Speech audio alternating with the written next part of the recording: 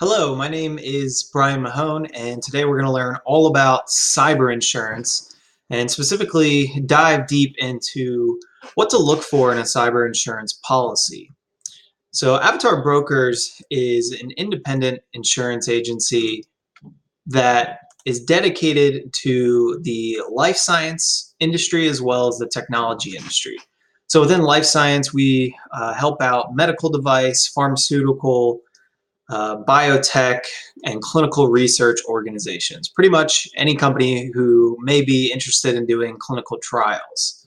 If you're interested in that, I do have a whole nother webinar on that topic. But on the technology side, the ones that are usually a little bit more up to date on the cyber insurance, we represent software developers, app developers, digital signage companies, federal government contractors, digital marketing consultants, and pretty much technology service providers. We are also a TechAssure broker. So TechAssure is a independent nonprofit association of technology brokers across the world. The organization pretty much exists to share intellectual property best practices. We meet semi-annually. We have tons of great benchmarking data to see, what competitors or peers are paying for their commercial insurance, what deductibles they have, what limits they carry for products like cyber insurance, clinical trial product liability insurance, tech E&O, professional liability, directors and officers liability. We have tons of information on that, and most of the brokers in that organization are experts in cyber insurance, insurance implications for life science companies, as well as venture capital firms. So enough about us. Let's get into what is cyber insurance. So cyber is really coverage for a financial loss. It is not your standard business insurance. General liability or commercial packages or business owners packages that have your premises liability for slips and falls, that doesn't really cover you for the things that cyber insurance covers you for. That traditional general liability, is hundreds of years old. It was designed for claims of bodily injury and property damage, while cyber insurance is primarily designed to provide coverage for financial loss. General liability is pretty much near useless when it comes to data breaches. It's littered with electronic data exclusions. It excludes forensic expenses, credit monitoring. It excludes confidential data breaches, reputational harm, credit monitoring expenses. Crime insurance policies even exclude confidential data often. Business owners packages, a lot of smaller companies will be more familiar with those. Those even limit electronic data to usually about $10,000 worth of coverage, which is pretty laughable when you kind of see how expensive a data breach can be, how much it can affect a company. I mean, hundreds of thousands of dollars easily for small breaches. Viruses as a covered cause of loss is typically excluded on BOPs and commercial packages and GL. Personal and advertising injury, which is a coverage for false arrest, detention or imprisonment, invasion of privacy, wrongful eviction, kind of infringing on another's copyright or slogan, which is part of GL, is heavily carved back when it comes to anything to do with the digital world. I mean, there's exclusions for patents, trademark, trade secrets, businesses that are doing anything in media or internet type businesses who have websites or chat rooms or bulletin boards. Your standard business insurance isn't going to help you if there's a data breach. So some of the top industries that cyber affects, kind of just researched this very briefly, wanted to see the different mix, but pretty much the top two are always healthcare and financial services or banking. Not really a surprise. I mean, a lot of hospitals have outdated systems. They obviously are kind of a treasure chest for hackers with tons of personal health information that can be valuable. Finance institutions and banks, they process millions of transactions a day. They obviously have money, they have credit card information, they have bank information. What's also interesting though is that industry, spends the most amount of money on cybersecurity. So we might see that fall off through the future. Of course, there's always ATM card readers to be aware of as well that has been in the news. Kind of third, fourth, and fifth is a different mix between education, retail, manufacturing, government.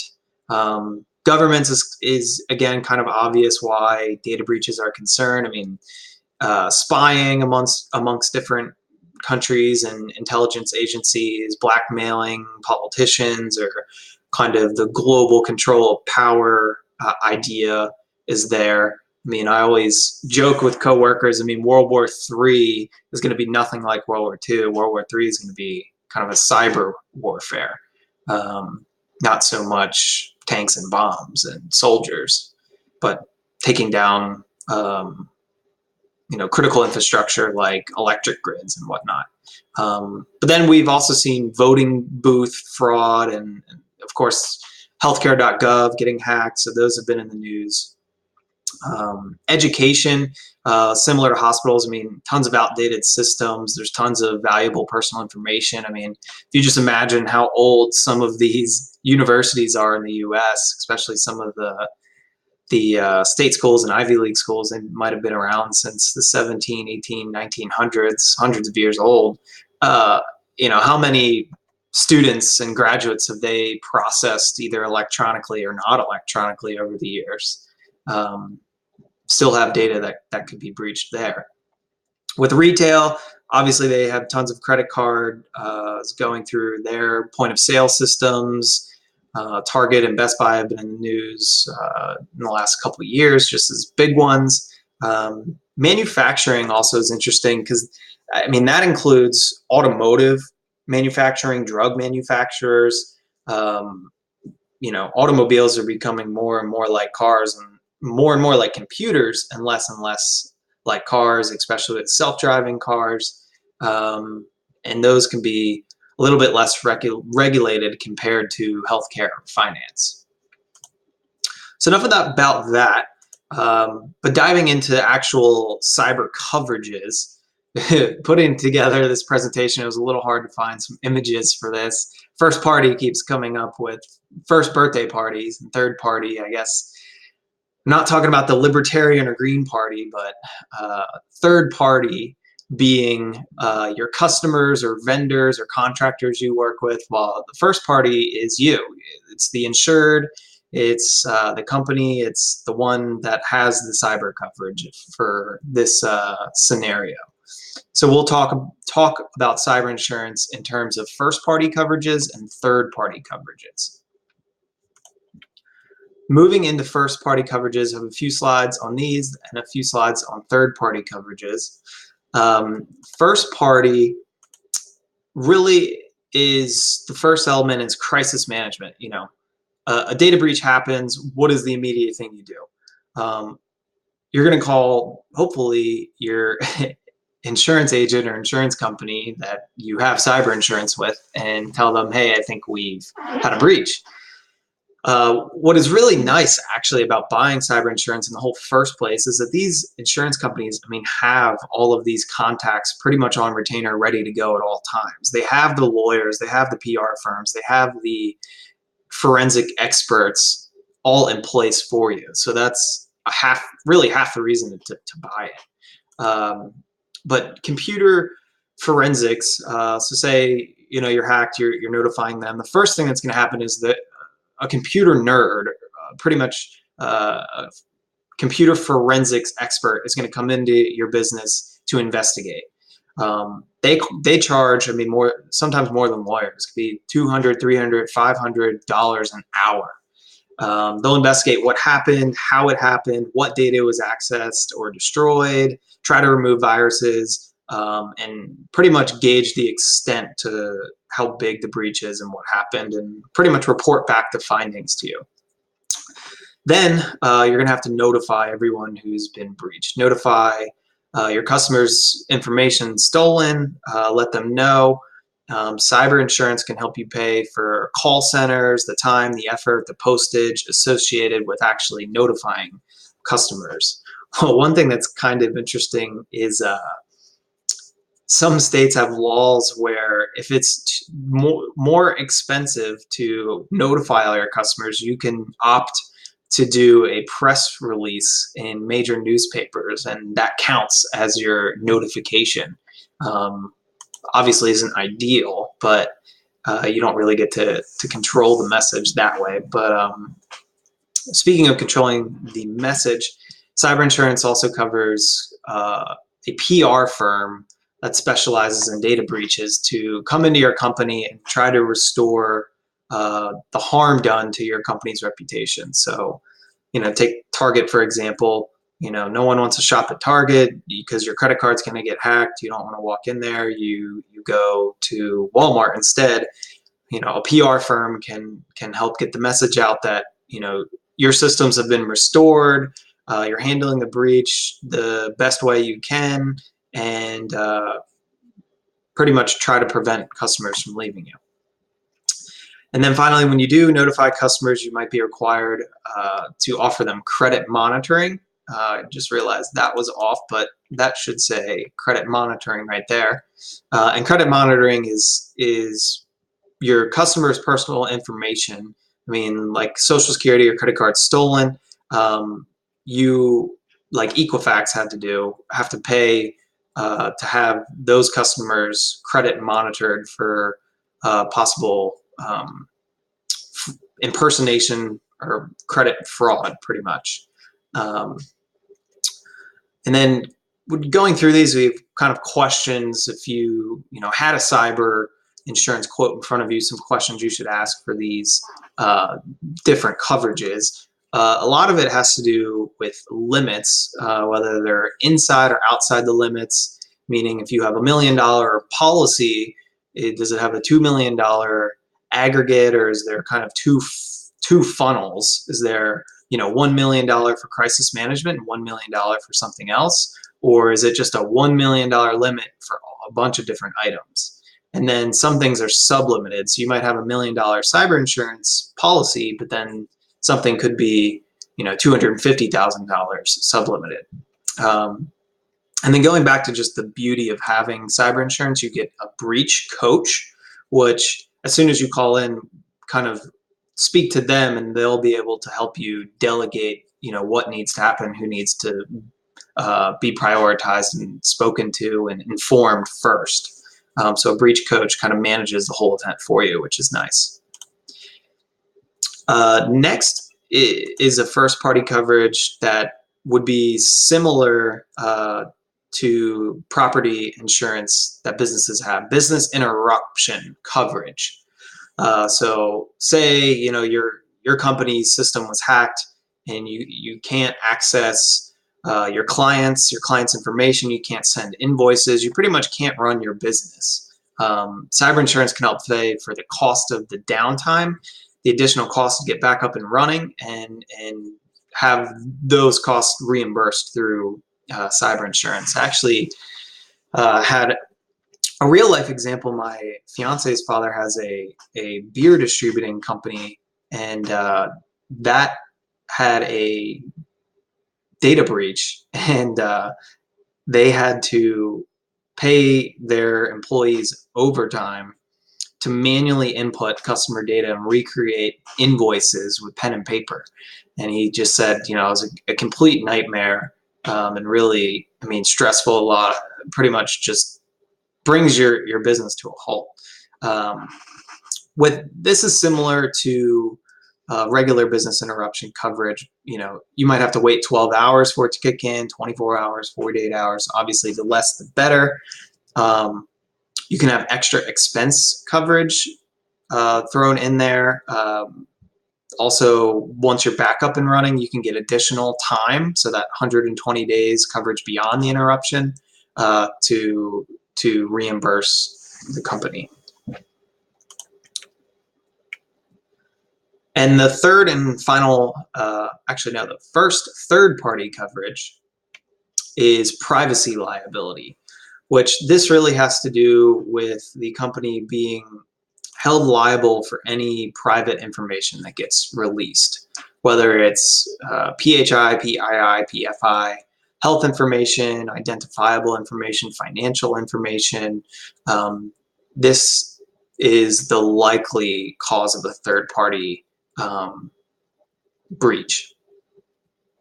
One thing to mention here is contractual liability is often sublimited, this last point down here.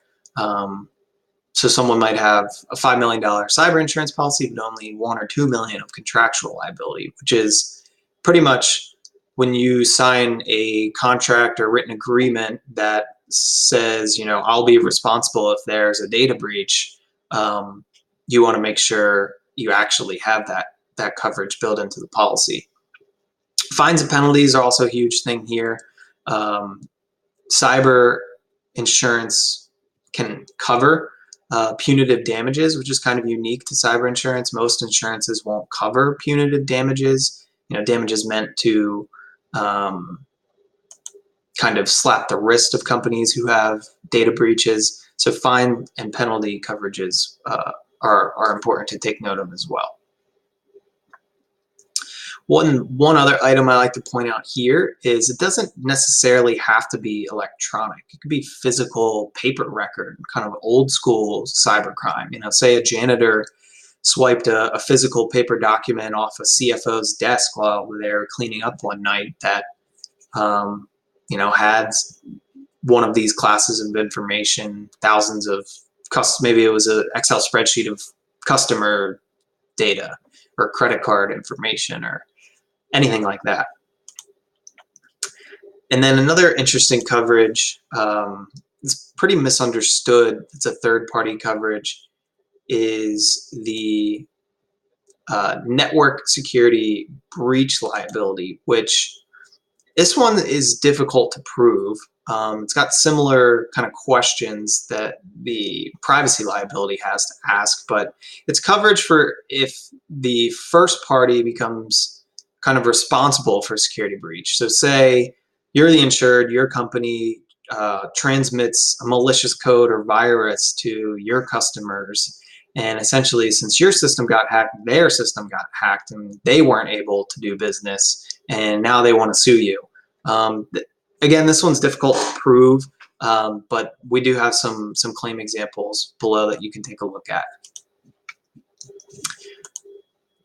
And then multimedia liability or content liability or web publishing liability, it's all the same thing. All these different insurance companies have different names for a lot of these coverages. So I like to kind of include them all to make sure we're all on the same page. Cyber insurance has only been around for 20, 30 years compared to the insurance industry that's hundreds of years old. So a lot of these policies are truly unique, and it's difficult to compare apples to apples. Especially with all the jargon and insurance lingo. But this is coverage for infringing or violating another's copyright or title, slogan, trademark, trade name, trade dress. An example of this would be kind of using an unauthorized image or music when creating a website. This also is a more digital world coverage for defamation, libel, slander. Example of that, kind of negative comments posted on your website, maybe about a competitor's product, really any online digital content like chat rooms or tweets or bulletin boards, databases, software, posting through social media channels. This really gives digital world coverage for the general liabilities, personal and advertising injury. Kind of brings that into the 21st century. And claims as a whole, so going back to the parties, first party is going to be the majority of your claims, about 70%. Third party, like I mentioned, a little bit more difficult to prove unless you just blatantly gave up personal information or confidential information from one of your customers or something. But so third party is about 30% of claims. And then I wanted to get into kind of the losses, and we have a study followed by these two items here. But the top two causes of loss, ransomware and extortion. This is actually a screenshot from the WannaCry virus that went around that was pretty well known and global in nature. But this is when a business's computer systems are held for ransom. They're locked up, you can't use them, and a ransom payment is asked for. Usually there's a timer, when that time goes up, it'll be worth, they'll be asking for $600 worth of Bitcoin instead of 300. Some cyber policies will explicitly include Bitcoin for extortion or ransomware payments. Some of them won't, so that's something to actually look for in the policy wording. But this is happening and is one of the likely forms of data breaches. The other one has tons of different names. I mean, email, spoofing, social engineering. I mean, this is where they're going to trick your employees, especially new hires. We actually had a scenario with a client where, they have a pretty aggressive CEO that, is doing a lot of M&A and buying up companies all over the world. And one of their new companies with a new financial controller gets an email from what she thinks is the CFO saying, wire $100,000 to this bank account in Hong Kong. We've got a new client. And without really thinking of much of it, it's an email from my new boss, wants me to fund this money. The email indicated that it was needed to be done by the end of the day, and she did it. In this scenario, they were able to recover half of that from their business bank account. The bank was able to recover $50,000, but they ended up not having cyber coverage and had a $50,000 loss. So this, graphic just breaks it down that, this is a phishing attack. I mean, these things are sent thousands at the time to tons of email addresses. I mean, there's trainings out there that really every company should be doing for new hires, and even employees who might have been there for 20 or 30 years that aren't as computer savvy. I mean, a lot of people on the internet will click whatever. I mean, it's human nature. If something interests you to kind of not think twice. But this is the type of stuff that can take down, an entire business's computer system. So moving on, we have a larger claim study. It's a little dated. I mean, it's from 2016, a couple years old, but still extremely relevant. Almost 200 claims were studied. Most involved loss, exposure, or misuse of some type of sensitive personal data. It's put on by net diligence, waiting for the new one to come out. But we're going to dive into this a little bit. Average cost per record here, they had three huge outliers, so this isn't really super relevant, but obviously the cost is going up from 2011 to 2015, 2016 being an outlier. A good figure from another study that we looked at was between $100 to $200, maybe $150 per record is more likely. So a good rule of thumb is, say a company, you're going to take 150, a company has 1,000 customers or 1,000 records, that's $150,000. I mean, we'd want to double that to be safe. At a minimum, want $300,000 worth of cyber insurance. So typically, you just round up that to $1 million. But healthcare, again, you see being one of the larger ones right here. Average crisis service costs. So this is decreasing. Pretty much there's, more legal experts that are able to get involved with these, I think was the main idea of why this is going down. There's more companies that'll help you with credit monitoring and forensics. There's just more of a cyber security industry to support these breaches. So actually notifying customers isn't the huge expense we see. The legal costs can get up there. Typically a data breach will be at least $100,000. And again, number of records is kind of going down a bit from 2015 to 2016, but this is in the millions, keep in mind. So we are seeing pretty much a decreasing cost in legal settlement, legal defense, crisis services is similar, but per breach cost is going down. This is one of the best slides I wanted to show you from this study. 22%, hackers are causing it a lot, is that extortion and social engineering that I was showing you. Lost and stolen devices are still huge. Employees losing a company laptop that's not encrypted. Definitely recommend they're encrypted. The hard drive's encrypted, so even if they were to kind of get into the hardware of the laptop, it still wouldn't be able to be accessed. Leaving a cell phone on an airplane or a train or an Uber or a taxi cab, it happens all the time. Malware virus, again, pretty simple. Other, that's kind of discerning, that 14% is other.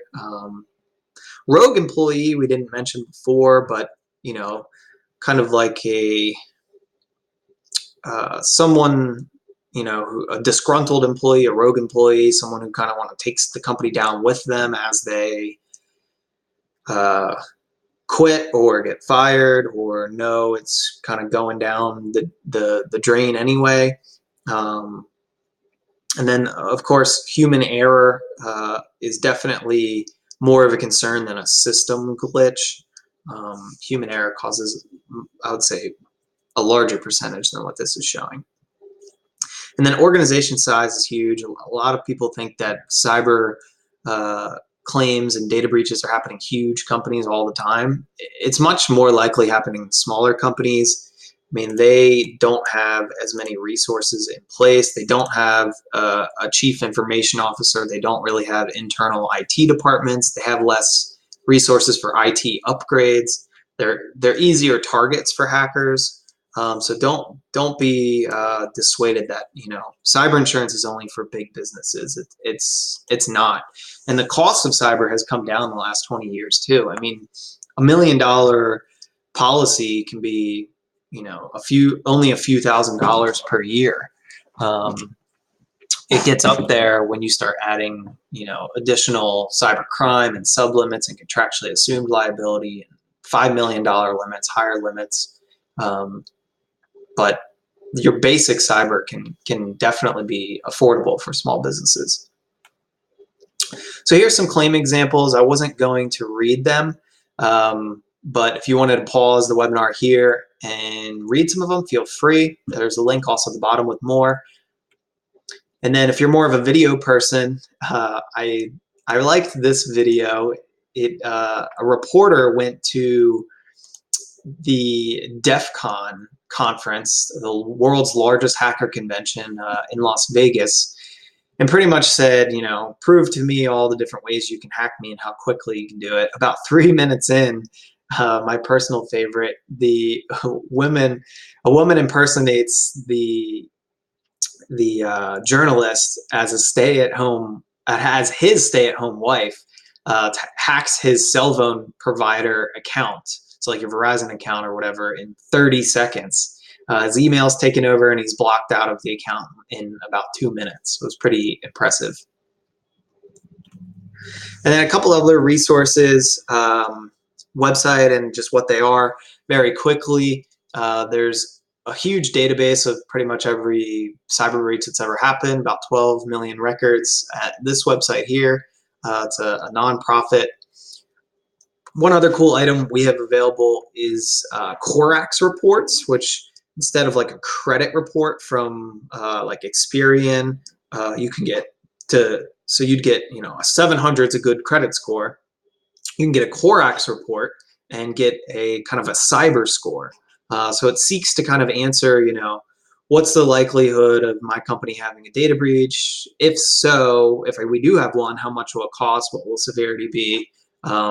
They kind of mine your company website and can get a bunch of information that way. So not 100% sure kind of the technology behind that, but it makes a pretty cool report, pretty valuable. Another resource, Cyber Library is pretty much what it is. Bunch of information on there, articles, free cybersecurity training. They have online IT professionals certificates. The Cyber Chubb Index, which is cool. Chubb is one of the largest property and casualty insurance companies in the world, and they put together an interactive tool from the last 20 years of their cyber insurance claims data. So it's their actual customers' examples. So that's pretty fun to play with. And then finally, a list of the data breach laws by U.S. state. Some of them vary. Some of them, like I mentioned, have different notification requirements. If you're watching this and your company's in multiple states, you might want to assign someone to kind of glance over those different states. Or maybe if you're in one state, just skip right to that one state. Again, another resource from Net Diligence, like that study we went through, we have access to something called eRisk Hub. If you were to go get this for your company, it's about a $40,000, $50,000 resource. But it's a whole portal of information on cyber risks and employee awareness training, white papers, webinars, risk manager tools. Tons of great stuff on there. If you want more information about that, feel free to reach out to us. And then kind of wrapping this up, I mean, if you're feeling kind of bummed out that, what can I do? I'm just a little person. Get educated. Stop running Windows XP. Update your computer regularly. Stop clicking remind me later. Don't save your passwords. Change your passwords often. Limit Wi-Fi usage in public areas. Don't click on sketchy links. It's actually interesting. Cyber policies are coming to the personal lines world. If you see this link down here, Chubb's launching kind of a supplementary product to a homeowner's policy. And it just kind of makes sense. Everyone's lives it's a balance between work and homes becoming more blended. Everyday people can now be protected by cyber attacks that lead to, extortion, ransomware, financial loss, cyberbullying, cyber disruption, and breach of privacy. But if we can be a resource to you, have any questions, concerns, hate mail, feel free to reach out to us. Thank you so much.